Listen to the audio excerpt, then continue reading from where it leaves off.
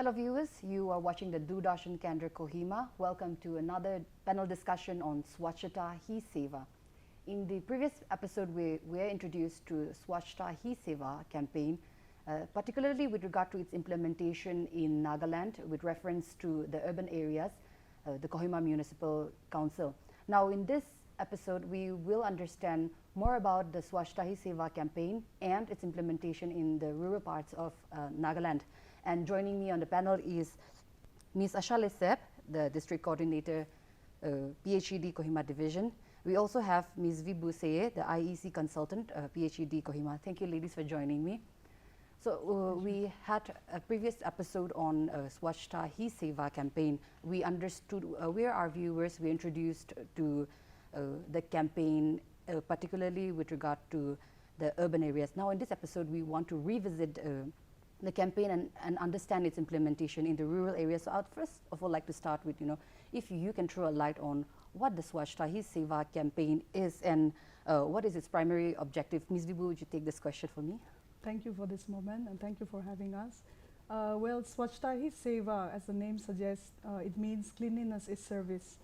And we are having this nationwide campaign. It's a fortnightly event. And it was launched on September 15th and it will go on till the 2nd of October. Right. So basically what it aims at doing is to create awareness on water and sanitation and to pull in the people's attraction towards it by making it a people's movement.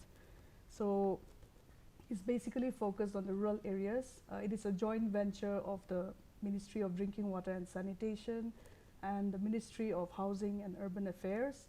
And it is an annual event, and this year also we are celebrating this, and it will be coinciding and culminating on the birth anniversary of Father of the Nation, Mahatma Gandhi, who was one of the strongest proponents of water and sanitation. And so I believe he's the right person, to be celebrating on his anniversary. Right. And it was he, who was in the thick of political turmoil, who said that sanitation is more important than independence. So the activities under Swachhata Hi Seva, we have been undertaking a lot of activities in the rural areas, like cleaning of water bodies, cleaning of public institutions, then mass cleanliness drives in all the rural areas, and tree plantations, and things like that. So apart from the PHED, the water and sanitation committees of different villages, the village councils, the church, youth, women, and all of them, they are spearheading this movement. So we believe that so far it has been a success, and the primary objective of enhancing the implementation of Swachh Bharat Mission Gramin, then driving home the point of cleanliness in rural villages, and also the motto that sanitation is for all is becoming true, a reality in our state. Okay. Since you've mentioned about how the campaign is also a success in the rural areas, I'm coming to you now, Mr. Ashale. If you could tell us, through how the campaign has been a success, if you could narrate some incidents, also highlight some of the achievements so far. On a Swachhata Hi Seva or Swachh Yes, Bharat on the Mission Swachhata Hi Seva. So, so far Swachhata Hi Seva is it's under the umbrella of Swachh Bharat Mission, and we have done in the rural areas, we have done so much when it comes in cleanliness and sanitation. In the rural areas, we can see that many youth, like my friend has stated, that we have a Watan committee who is really performing well in the village level, and likewise, their achievement is such that we are felicitating them on the best performing villages. So we, in order to encourage them, we're actually giving them awards in a sanitation, in the field of sanitation. So I think there are lots of villages under Kohimas also in across Nagaland. They are doing well in the sanitation, in the field of sanitation. Yeah. So, why is it very important for people? This is a very general question. We all have our own different perspective on it. Ms. Vibhu, I'd like to know from you, why is it very important to emphasize on cleanliness so much? We talk about cleanliness, we practice it at our homes, but why at such a national, at such a massive scale, why such implementation is necessary? Okay, well, closer home in Nagaland, when we look, we believe that people have a great sense of, they have a great civic sense. Right. So their homes, their surroundings, and even the village at the community level, like we see a lot of efforts going on in the matters of sanitation. But on a nationwide basis, I believe it is to garner support, because for any movement to progress, to do well, you need people's involvement. And also to generate awareness on the importance of behavioral change and mindset change, because on a personal level, at the household level, we may care for our stuffs, but then on a public level, like we are not so careful. So I believe it is to generate mass awareness on cleanliness and sanitation. And Ms. Ashal, I'm coming to you again. In this regard, if you can tell us, how are you getting people's support in this with regard to the the Swachhta Hi Seva campaign, or how are you encouraging people to come be part of this movement? When we Swachhta Hi Seva is a campaign, but under the umbrella of Swachh Bharat Mission Gramin, we are actually implementing lots of activities at the village level. Like in the first place, we have done so much from the past 10 years back.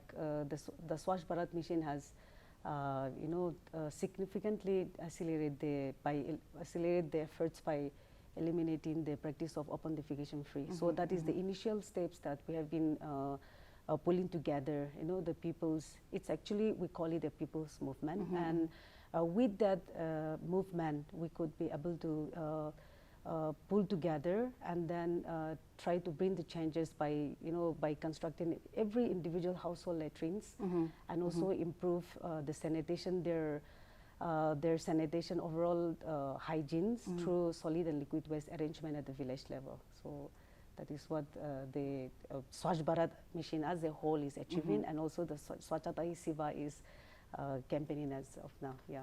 On that note, I would also like, to if you could give a picture for our audience to imagine, what was the kind of situation back then before the implementation of Swachh Bharat. That was, I believe, in 2014. Yeah. So back almost a decade ago, what was the kind of situation that Nagaland was in, and now if you look at it, how far have we come?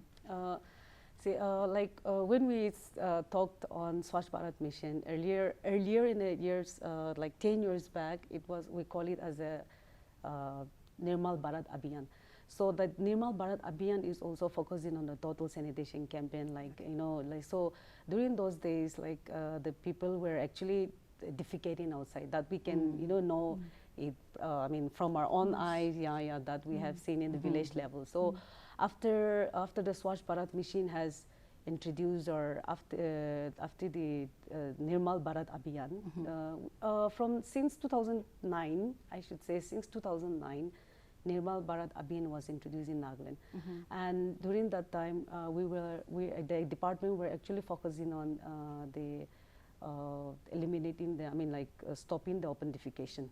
So during those days only, the people are coming together and try giving their best to construct their own toilets. So when we think of 1 decade back today, I think Nagaland as a whole has developed a lot when it comes in sanitation, and everybody has that. We have developed that sense of ownership and sense of responsibilities, when it comes in sanitation and cleanliness for our own villages. So that's what we can see. There is a huge difference. Yeah. Okay. So that looks like a major achievement of the mission here in the state as well. Right. If you could supplement, Ms. Vibu, if you could please supplement to that, and also to, tell us more on keeping water bodies hygiene, keeping water bodies clean. If you could throw a light on that as well. Yeah, talking about the Swachh Bharat Mission, the achievements have been very significant over the years. And another target group, especially the school children, because we believe that they are the people who can really bring change in our society. They are the catalysts of change. So we are trying to involve school children as much as possible. And Nagaland being a Christian state, we're also trying to pull in the church leaders so that they can also advocate for sanitation and cleanliness, because that really makes an impact, makes a difference. And with regards to cleaning our water bodies and all, we involve the student bodies, the women and the youth, as I was discussing earlier, to clean the water sources on and off. Because we know that there are so many diseases that is spread through contamination of water sources. So to preserve the water bodies, like we've been creating a lot of awareness, advocacy programs with the villagers.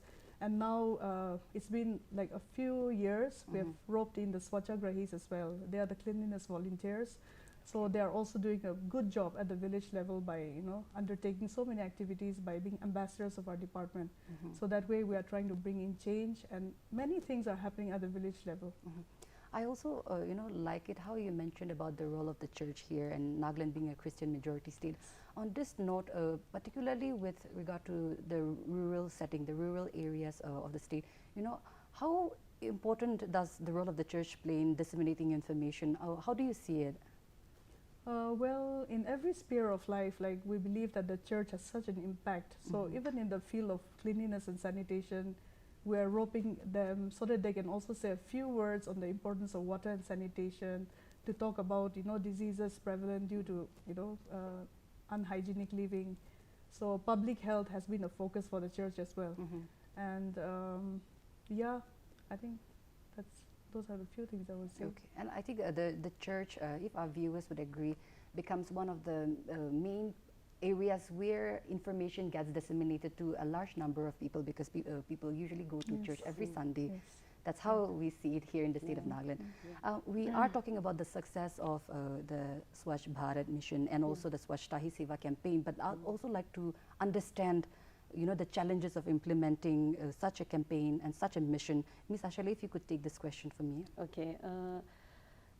In the first place, this is the second phase of Swachh Bharat mission, Swachh Bharat mission Gramin. The first phase was difficult, trying to stop the open defecation. It was the first phase. During the first phase, it was really difficult to change the mindset. But later on, after the phase 1, which we have declared Nagaland as an open defecation free status on 2nd October 2019, and with the key objectives of that phase 1, Swachh Bharat phase 1 being achieved, again the government of India has renewed its commitment to further enhance to sustain the open defecation free status in order to promote the public health and the hygiene. So there are lots of challenges. Example like implementing the technical kind of toilets and all these things. We face that kind of challenges in a rural areas due to our landscape. But apart from that, people taking in the message of sanitation and hygiene or cleanliness. We don't have that much challenges as of now. But when it comes in, when we talk about cleanliness, then cleanliness, as we have already been discussing, that we have that sense of responsibility already instilled in us. So we don't have much to talk. But when we say sanitation, sanitation is something, it's a big topic, because it comes solid and liquid waste management, and the biodegradable, the plastic waste, the fecal sludge management. So the sanitation covers all, and there are lots of challenges because we don't have a proper infrastructure, to manage those plastic waste management, even in a town or city. So that part becomes difficult, even to when it comes in a rural areas. How is the terrain a challenge in this regard? Example like constructing a toilets. So like as per the instruction of the government of government of India, like we'll have to, example, they were asking to construct a technical way of, like example, like a twin peak. So in most of the villages, people construct only the single pit. So like going for a twin peak in a rural areas, the area is too small, and we have all the houses are like joined, and so twin peak is a very good technology actually, but it's very difficult for the in the rural areas. It becomes difficult to dug the two peak there in a backyard of their house. So that kind of example, a small example like a pit, so that part becomes difficult. Okay. I guess there. Would you I'll like to say a word. Yes. When you're talking about the terrain, perhaps even the weather also plays a role over here. Because Okay. what is applicable in some of the mainland states may not be applicable in our state. Mhm. Because we have landslides and it's a hilly area and it rains a lot. So sometimes Right. even if you construct things, it doesn't work. Or sometimes in the transportation, you face difficulties. Mhm. So I believe those are some of the issues we face as well Mhm. on the technical side. Also, if I could supplement to that, Yeah. I think road connectivity would also be an issue where parts of Yes, Nagaland's yes, yes. part of Nagaland may not have That's proper road connectivity like we have it in the urban areas. Yes, yes. And I think Ms. Ashale has also rightly pointed out about the waste disposal, plastic waste Yeah. management here. In the previous episode, if our viewers remember, we dwelt into waste segregation and waste management here. It is unfortunate to know that Nagaland so far has no waste management Yeah. regulations here in the state. But from the rural setting, it's nice to, it also laudable that the department, the PhD department is doing so Yeah. well, and you've shared your success stories, of course, with your own share of challenges. I'd also like to go into the Swachhta Hi Seva campaign now. Ms. Duba, I'm coming to you. If you could tell us, how this campaign has helped people change their attitude towards cleanliness and sanitation. Well, I believe when you look at Nagaland, people have a great civic sense. So it has not been very difficult to drive home our points. But then events like this fortnightly event, I think it raised an awareness and consciousness in people's mind to revisit, and it also acts as a reminder to do better in the coming days. That is what I would like to say. Okay. And Ms. Ashale, if you could also tell us, what are the problems, facing Nagaland in terms of cleanliness and sanitation? If you could identify any problems that Nagaland face, particularly with regard to cleanliness and sanitation. Of course, you both have been talking about how our people have the civic sense and are open to cleanliness, but there could be challenges that you see. How do you identify these problems? One, I will say that it's behavioral change. Yeah. So it's kind of little. We'll have to focus more on the behavioral change, especially to the youths. And one is the challenges that we're facing is poor operation and maintenance. That is one challenges that we're facing.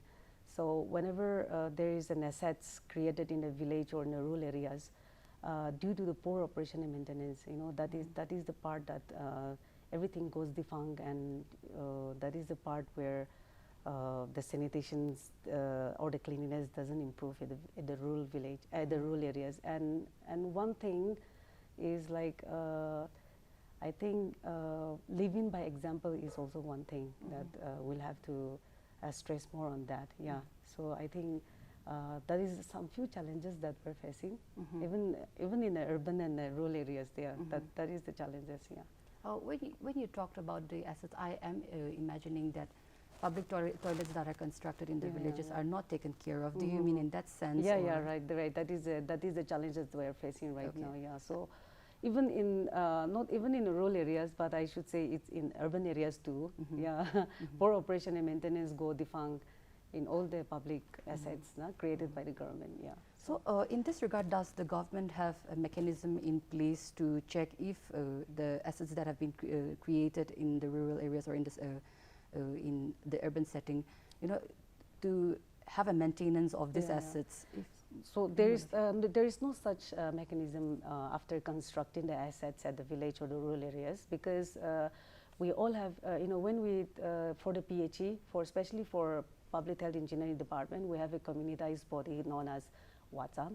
So any assets created by the government, by the department, will look after by the WATSAM committee. So all the operation and maintenance will be the responsible of the WATSAM committee at the village level. So the department doesn't have any role play in the operation and maintenance. Yeah. Ms. Zibo, if you could supplement to this and tell us, what WATSAM is. I understand it's the Water and Sanitation Committee, which is managed by the locals there. If you could tell us more about this body and what are the roles?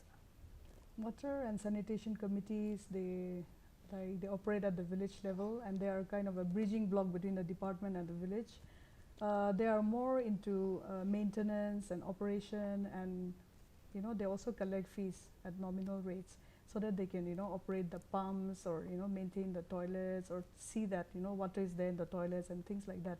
So in a way, they are our ears, and, they speak for us, and sometimes they do what we cannot do by maintaining the plumbers and, the fitters and people like that in the village level. And they are also to, take care of the records and all that in the village.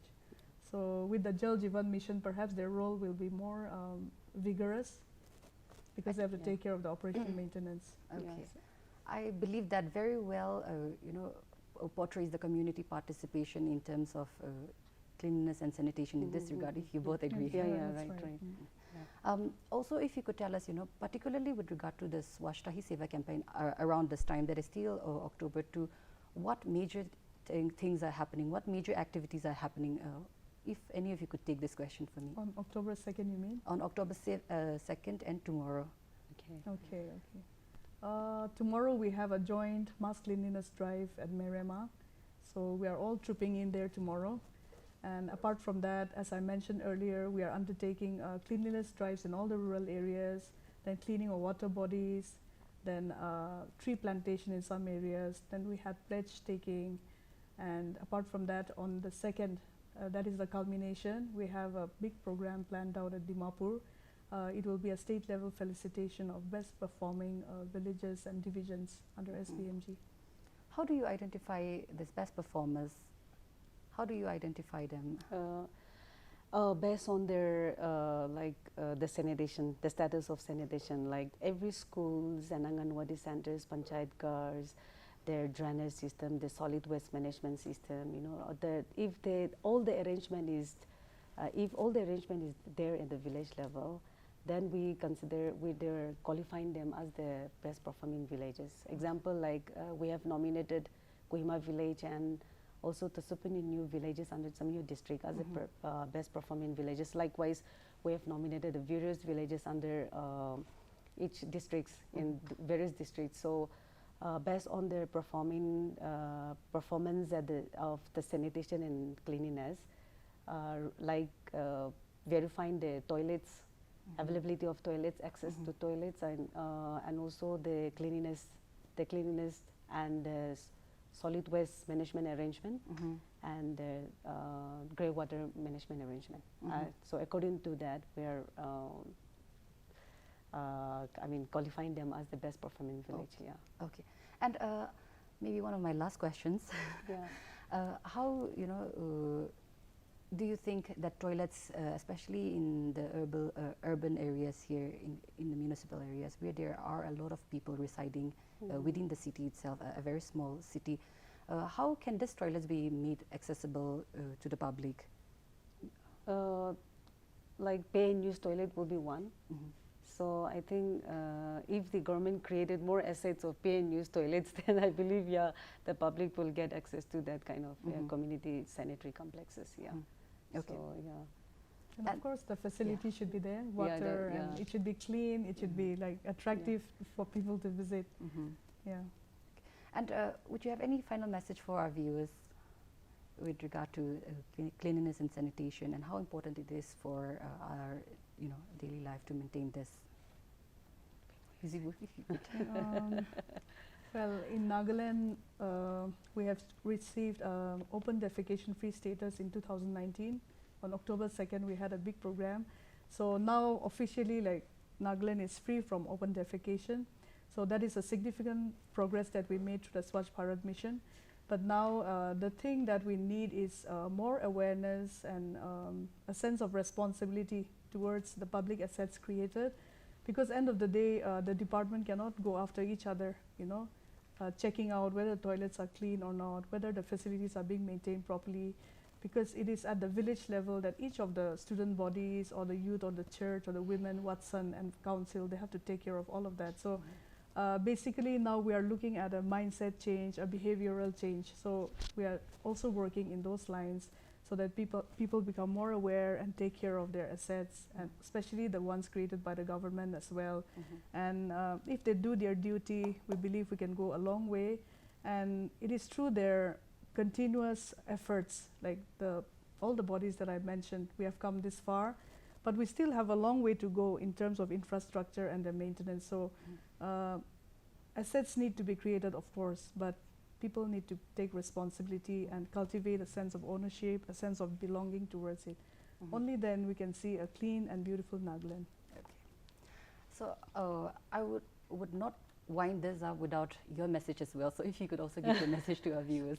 Okay, so I just wanted to encourage the people that Swachh Bharat Mission is a people's movement. So I wanted to encourage not only to depend on the government department, but it's take up the sanitation as your own as your own duty, yeah, and the responsibilities, and try to make our village clean. Yeah, thank you. Thank you. Yeah. Thank you both so much for sharing your thoughts and for joining us here in this discussion.